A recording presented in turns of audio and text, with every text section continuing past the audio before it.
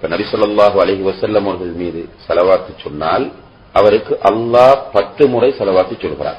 அல்லாஹ் 10 முறை ஸலவாத் சொல்கிறான் என்றால் 10 தடவைகள் அல்லாஹ் அவருக்கு அருள் புரிகிறார். அவருடைய 10 பாவங்கள் மன்னிக்கப்படுகின்றன. 10 அந்தஸ்து அவருக்கு உயர்த்தப்படுகிறது.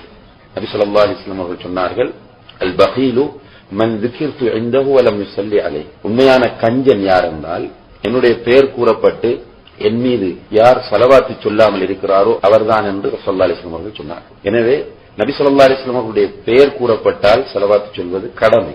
அதே நேரத்தில் பொதுவாக நபி ஸல்லல்லாஹு அலைஹி வஸல்லம் அவர்கள் மீது ஸலவாத்து சொல்வதும் நிறைய நன்மைகளை நமக்கு பெற்றுத்தரக்கூடியது. அதிலும் வெள்ளிக்கிழமை தினத்தில் அதிகமாக ரசூலுல்லாஹி ஸல்லல்லாஹு அலைஹி வஸல்லம் அவர்கள் மீது ஸலவாத்து சொல்வது சுன்னத்தாக இருக்கிறது.